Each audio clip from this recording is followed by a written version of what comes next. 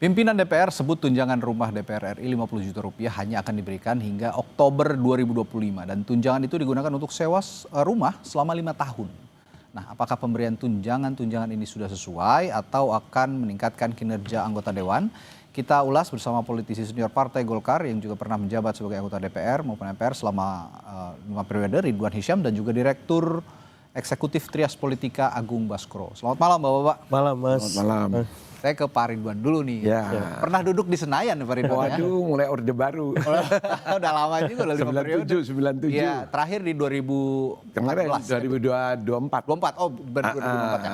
Ya sudah pensiun sebulan, setahun lah. Berarti sempat nggak maju lagi. mencicipi lah ya, dalam tanda kutip mencicipi tunjangan-tunjangan itu. Nah, Bukan tapi kalau mencicipi, sudah tuh dia.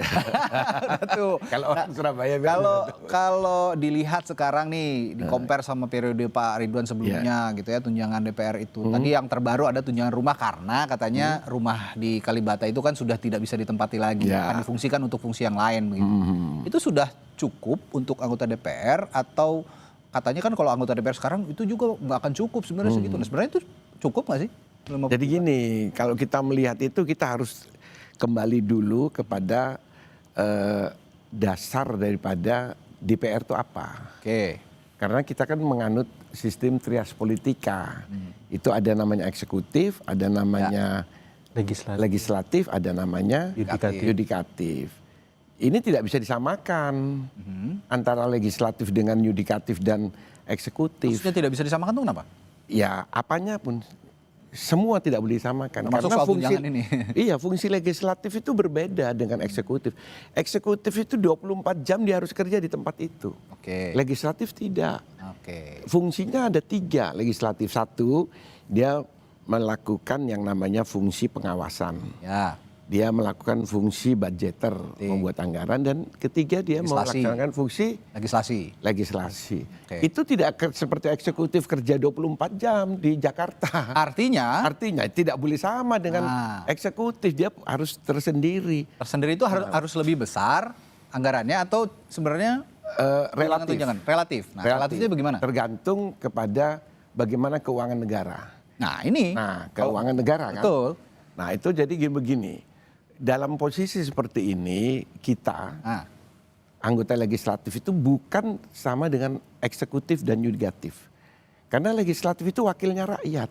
Oke. Dia mewakili rakyat. Beda dengan eksekutif. Eksekutif itu orang mendaftar jadi pegawai pemerintahan untuk melakukan eksekusi, bekerja di situ. Oke. Legislatif tidak bekerja loh. Oke. Jadi ini yang apa ya, yang kalau menurut saya, karena saya ini kan sejak zaman Orde Baru saya itu. Oke, mengikuti terus ya dari periode ke periode. Oke. Kita itu di zaman itu yang bisa masuk di legislatif itu ada orang-orang terpilih yang sudah selesai dengan dirinya. Baru bisa masuk kepada dalam tanda kutip nggak cari uang di DPR itu. Nggak cari kerjaan. Iya, saya itu masuk di legislatif tahun 97. Saya itu ketua Real Estate Jawa Timur, pengusaha, pemimpin pengusaha Jawa Timur. Sekarang orang masuk legislatif tahu cari kerjaan. Nah, ini terminologi yang salah. Nah, ini adalah tanggung jawab partai politik. Karena partai politik lah yang punya fungsi melakukan kalau masuk pendaftar rekrutmen, melalui seleksi di situ. Jadi kalau ada alasan bahwa biaya politik kita itu besar, jadi untuk memelihara konstituen juga butuh biaya dan dana yang besar. Makanya kita butuh tunjangan-tunjangan yang juga bisa menunjang konstituen. Apakah yang salah partai politik? Oke, yang salah partai politik. Nah, Anda juga sebagai tidak boleh disalahkan rakyat. Rakyat itu mengikuti eranya lah. Tapi kalau kita mengarahkan yang benar, rakyat jadi. Nah, Pak Ridwan ini kan orang partai nih. Apa yang bisa dibenahi kalau gitu dari partai? Ya makanya saya melakukan koreksi kepada diri saya juga sendiri. Tetapi saya kan bagian kecil daripada partai itu kan. Kita sudah menyuarakan, tapi ya semua seperti itu. Inilah akibat karena proses perubahan reformasi reformasi tahun 98. Terus akhirnya kita melakukan yang namanya demokrasi liberal, bukan lagi demokrasi Pancasila, sehingga semuanya dihitung dengan uang. Apapun melangkah kita dengan uang. Bayangin anggota DPR sekarang untuk masuk 2024 minimal 15 miliar. Di Jakarta saya dengar 50 miliar. Nah ini kan yang salah siapa? Partai politik, jangan salahkan rakyat. Oke, jadi kos demokrasinya yang besar. Kos demokrasi yang besar. Mas Agung, Iya. kalau begitu, kalau kata Pak Ridwan, ini ya salahnya partai politik karena ya sistem yang dibangun oleh partai politik tentu akan terrepresentasikan di DPR karena mereka wakil partai politik juga Betul. yang ada di parlemen, termasuk wakil rakyat konstituennya partai politik. Iya. Nah, kalau begitu ini sebenarnya, ini mohon maaf ya Pak Ridwan ya, sebelumnya saya disclaimer dulu nih. Publik itu menilai sekarang DPR dari periode ke periode itu penyakitnya sama-sama aja sih sebenarnya gitu loh. Kok masalah kinerja tidak bisa produktif begitu ya, tidak bisa menyerap aspirasi dengan baik. Nah, tunjangannya juga naik terus begitu ya. Nah, kalau begitu ini sebenarnya masalah citra DPR yang terus turun atau ada masalah apa dengan publik terus pointing kepada DPR ketika ada permasalahan bangsa? Ya, jadi saya melihatnya sederhana, Mas. Ini kan problemnya di partai memang harus diakui. Tapi sebenarnya kan anggota dewan itu person by person punya hak, punya otoritas, punya tupoksi yang saya kira sangat istimewa seperti itu. Ambil contoh, ada berapa anggota dewan juga yang kritis, yang produktif ketika RDP. Ada juga yang istilah kata dia tidak melakukan statement publik ketika tunjangan rumah naik, diem. Tapi ada juga yang merespon, gitu ya. tapi memang blunder semacam itu. Nah, saya berharap persoalan komunikasi juga sebenarnya. Jadi saya berharap memang ini case by case diselesaikan. Misalkan tupoksi anggota dewan pengawasan. Pengawasan ini ya walaupun konstruksi politik kita sekarang semuanya merapat kekuasaan, ya sisakanlah untuk penyeimbang bahasa PDIP itu. Saya menunggu juga ini statement-statement yang berseberangan yang mengatakan lebih baik dikaji atau ada yang menolak. Tapi kan publik tunggu kan itu ya. Ya, tapi kan belum terdengar keras Itu dia. keras yang menyetujui. Dan tidak secara individu, secara lembaga. Ya. Tapi statement pimpinan DPR yang sekarang ini itu blunder loh itu. Yang mana nih? Kan Yang ada paling Pak baru apa Dasko, dia? ada Pak Adis Kadir yang ngomong nih. Yang Dasko. profesor kita nih, siapa namanya? Dasko. Pak Dasko. Itu blunder. Soal rumah ini ya? Soal rumah. Oke, kenapa blunder? Rakyat dan semua orang tidak bodoh. Mana ada tadi itu berapa? Ya, 50 juta itu sampai untuk Oktober 2025. Untuk Oktober berarti setahun kan? Ya. setahun. Berarti berapa? 600 juta. 600 juta untuk 5 tahun katanya. Palsu. Nggak mungkin. Tidak mungkin. Oke. Karena anggaran itu sesuai dengan mata anggarannya. Ya. Ada enggak di situ anggaran ini untuk 5 tahun? Tertulis enggak? Oke. Enggak ada. Oke. Ini permasalahan Jadi lain. ini permainan kata-kata. Jadi tolonglah anggota DPR ini.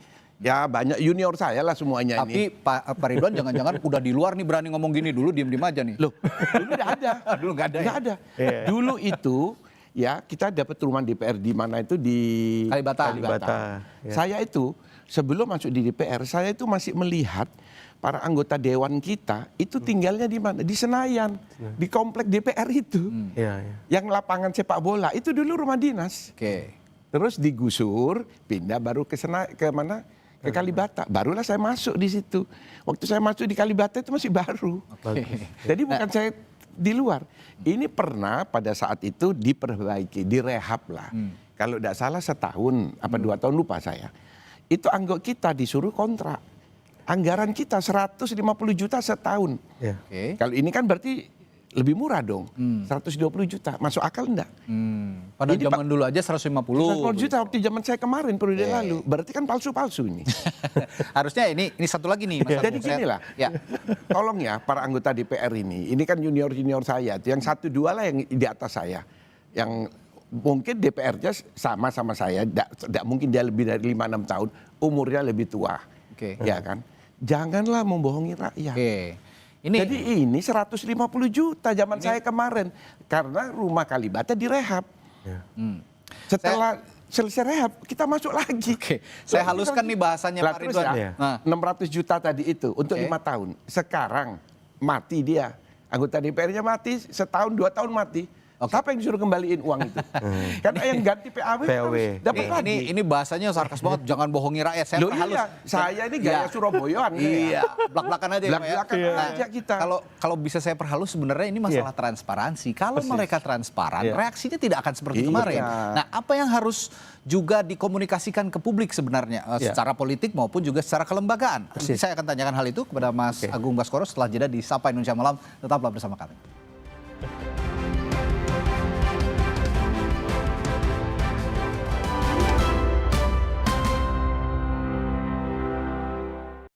Kenapa gigi harus kuat, Pa? Gigi kuat itu penting. Pakai Ciptaden Maxi 12 Plus dengan 3 keunggulan. Aktif fluoride, enamelok, dan antibakteria. Gigi 12 kali lebih kuat, mulut sehat. Ting, ting. Ciptaden Maxi 12 Plus. Gigi kuat, gigi Ciptaden. Pas aku coba Le Mineral, seger banget, nggak bikin enak sama sekali. Benar, karena Le Mineral dari pegunungan terpilih. Setiap tetesnya melewati lapisan batuan alami, membuat airnya lebih sehat, lebih segar. Kayak ada manis-manisnya. Le Mineral. Aku Megan Domani, si banyak aksi. Pakai Hearst Protect Maxi Wing, lagi dapet bukan halangan. Mau ngapain aja, aku maksi terus.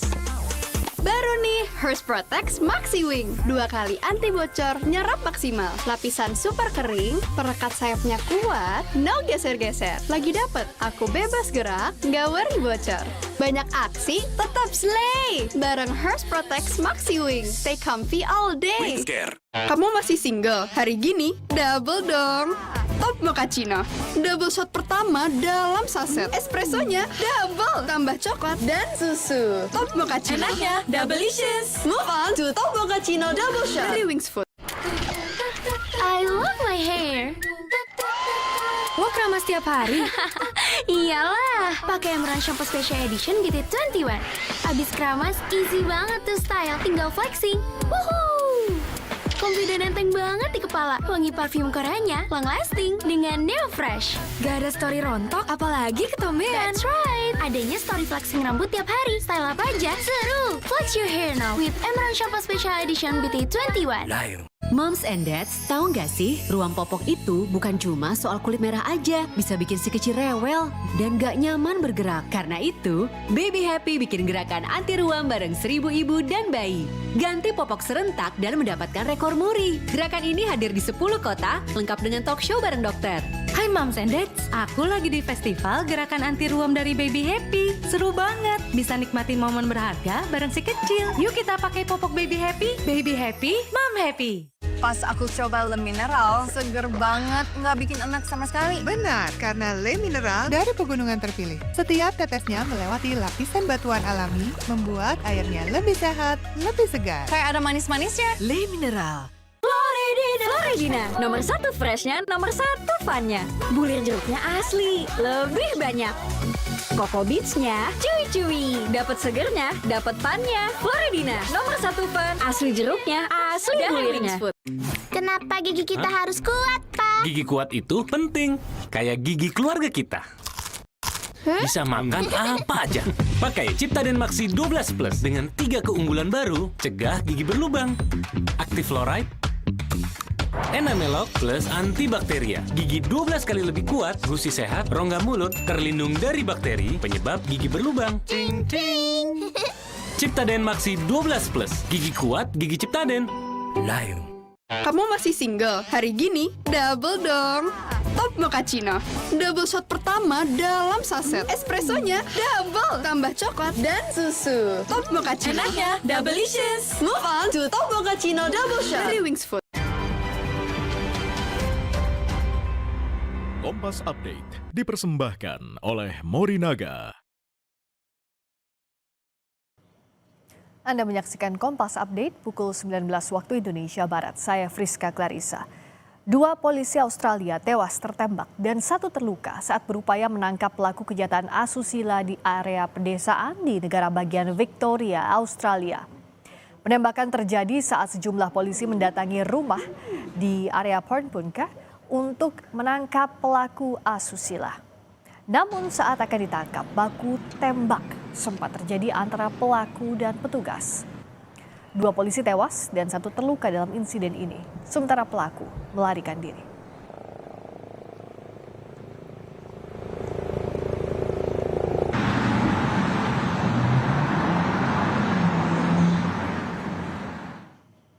Demikian Kompas Update, saya Friska Clarissa, sampai jumpa.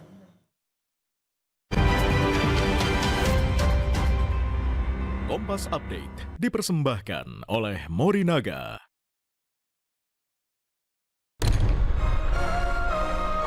Pilihan ibu selalu sama, yang terbaik untukku selamanya. Morinaga, nutrisi pilihan tepat untuk bangun potensi anak. Indonesia.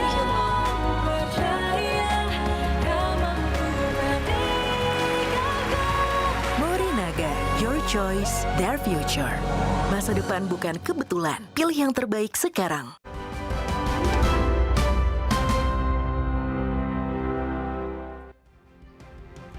Kami lanjutkan perbincangannya malam hari ini. Lumayan seru nih malam ini nih ngobrolnya. Tadi saya tanya soal itu soal transparansi anggota-anggota DPR sama cara berkomunikasi. Persis.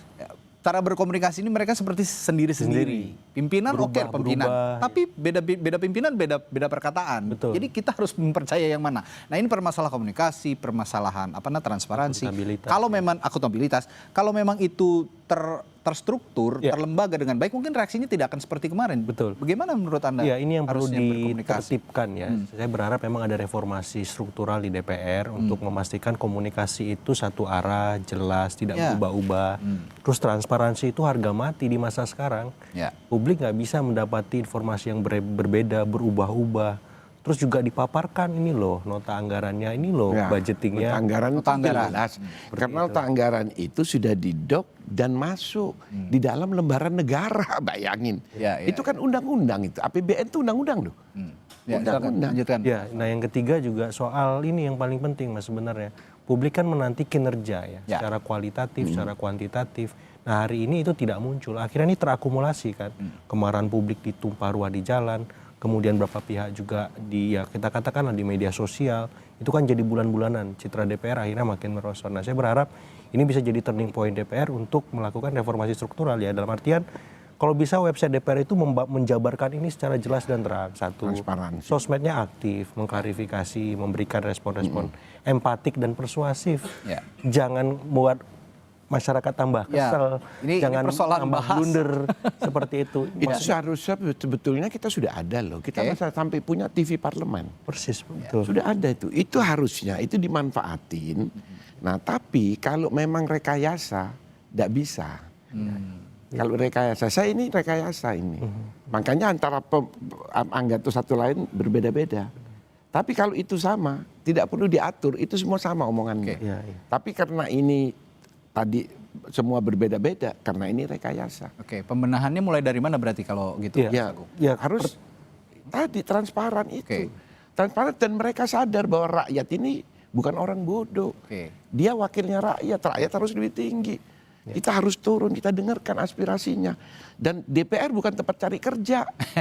Balik lagi. Gimana DPR cari kerja? Kalau dari Mas Agung? Iya, ini kan puncak gunung es, Mas.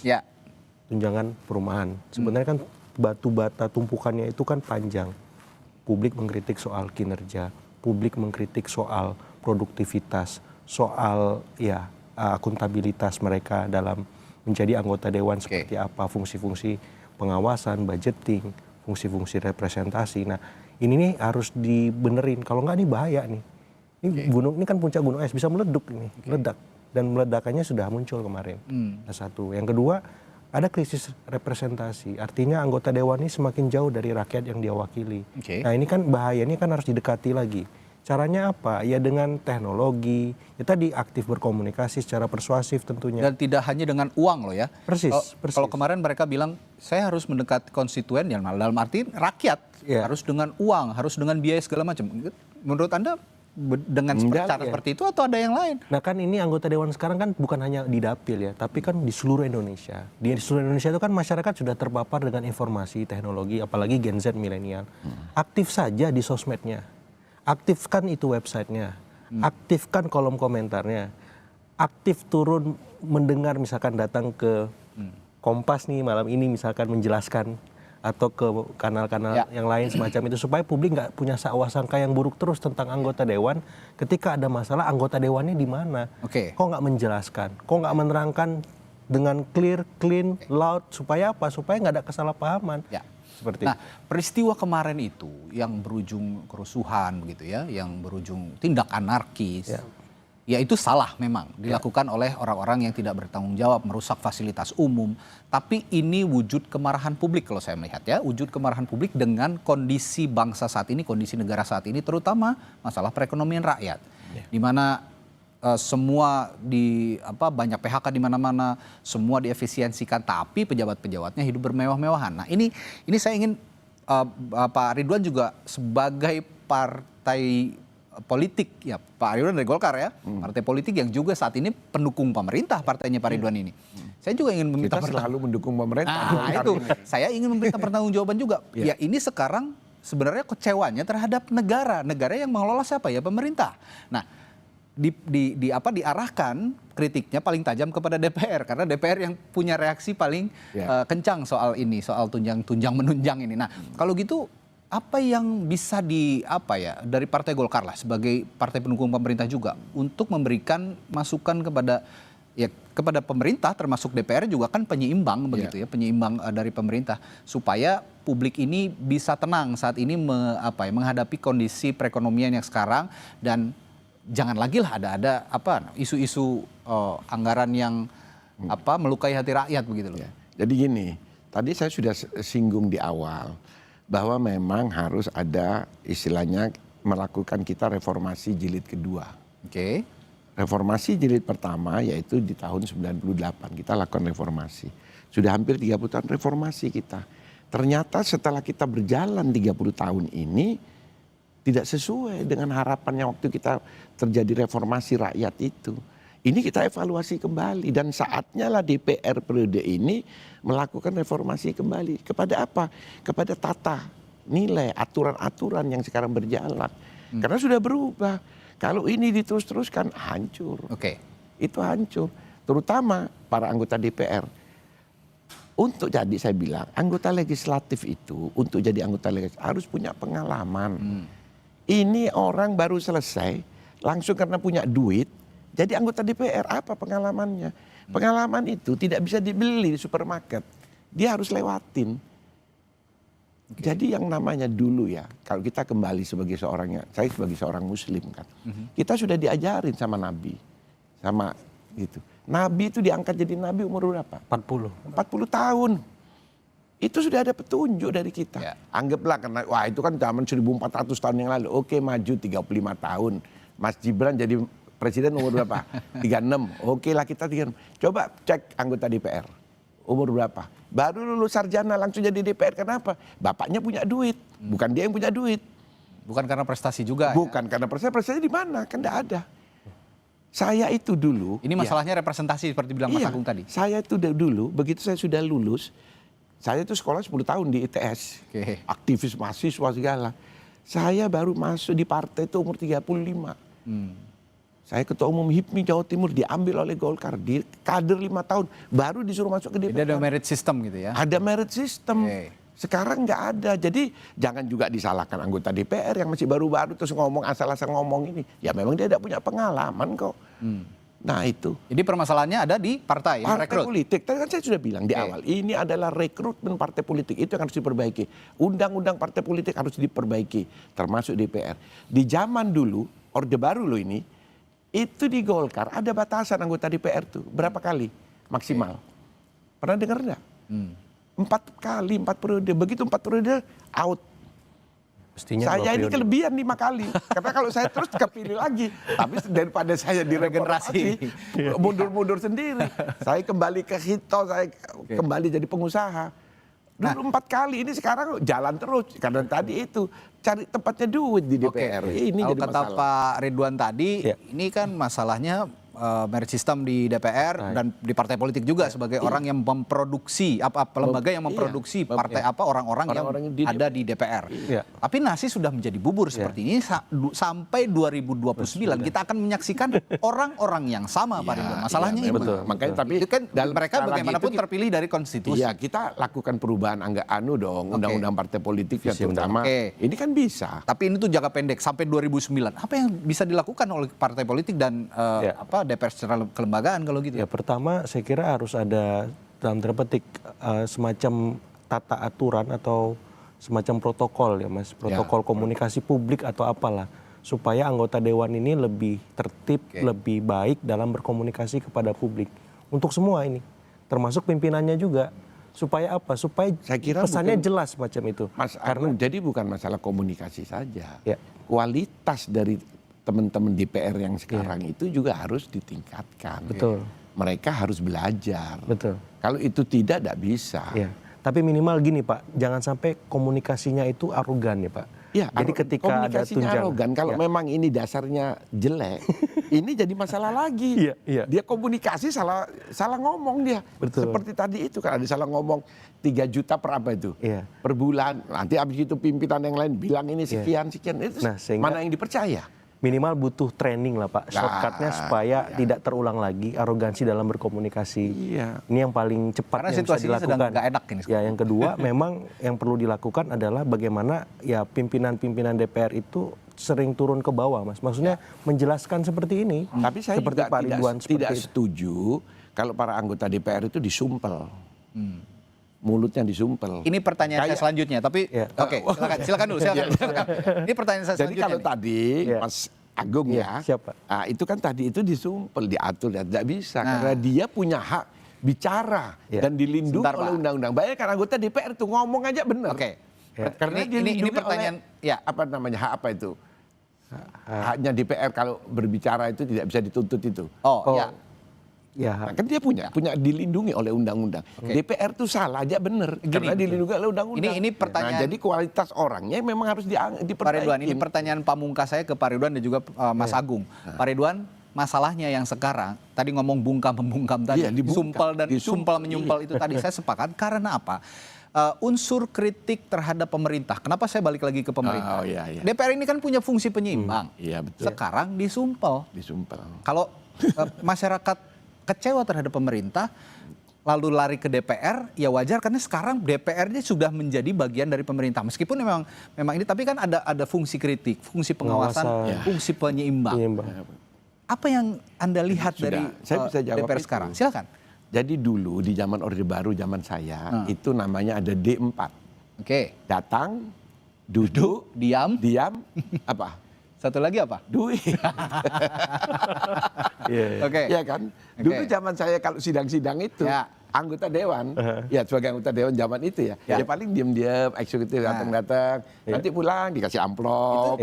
Jadi kayak dejavu kan kita jadinya. Jadi kan ya gitu, tambah gemuk kita, karena cuma suruh makan kan, nggak boleh banyak bicara, datang, duduk, diam, apa itu ya. Setelah reformasi? Setelah reformasi dibuka, terbuka. Tetapi kesalahan di dalam era reformasi tadi dibebaskan anggota DPR itu. Di zaman Orde Baru itu anggota DPR itu melalui proses. Malah kalau tidak salah sama saya itu harus lewat Litsus. Di Litsus dulu sama Kodam itu kita itu untuk masuk di DPR. Tidak lulus di situ dicoret. Tidak bisa dari partai manapun, bukan Golkar aja. Melalui proses Litsus. Nah, sekarang bebas mau siapapun, yang penting punya duit, umur sudah berapa itu, sekian tahun, punya duit, jadi tidak punya pengalaman. Nah itulah yang harus fungsi kritis tadi yang saya tanyakan. Harusnya kualitasnya tetap dia dijaga, habis itu dikasih waktu, bebas berbicara. Tidak boleh tidak bebas berbicara. Karena dia adalah fungsi legislatif. Legislatif kan parli itu bicara. Orang parlemen, jadi orang yang harus berbicara. Kalau nanti disumpel tadi, diam semua itu anggota DPR.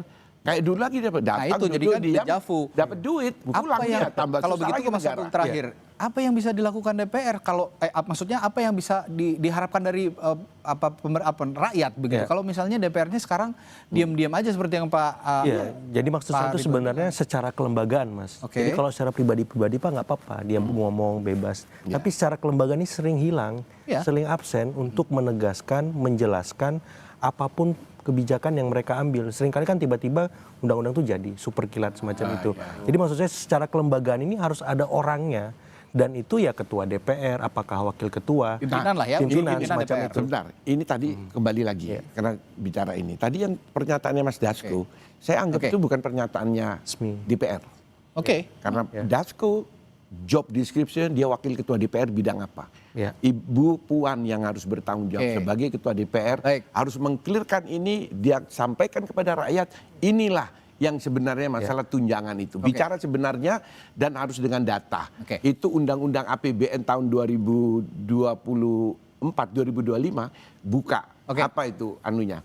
apa namanya tupoksinya di Mas Agung situ. bisa Biaya dilanjutkan apa tadi ya? soal fungsi kritik tadi yang saya ini Ya, singkat fungsi saja. kritik itu sebenarnya bisa berjalan dan berlangsung, dikompensasi dengan kinerja yang luar biasa. Mas. Jadi setelah mereka ramai soal ini, ada prolegnas yang pro rakyat, ada kebijakan yang lebih sensitif kepada masyarakat. Jadi itu yang bisa mereka tunjukkan. Kalau kritisme mereka hari ini kita harapkan juga relatif karena ada dalam satu poros kekuasaan kan. Tapi minimal fungsi-fungsi yang elementer ketika ada kementerian dapat mereka bisa bersuara dengan keras seperti itu. Oke, ada soal etika, soal empati, transparansi, akuntabilitas. Kayaknya masalahnya banyak banget ya DPR sekarang. Ini yang harus dibenahi. Semoga perbincangan kita hari ini, malam hari ini didengar sama semua anggota Dewan yang terhormat. Terima kasih Sama-sama, Mas Agung, Pak Ridwan telah berbagi informasi dan berdiskusi malam hari ini. Kita jumpa lain waktu ya. Terima kasih. Saudara.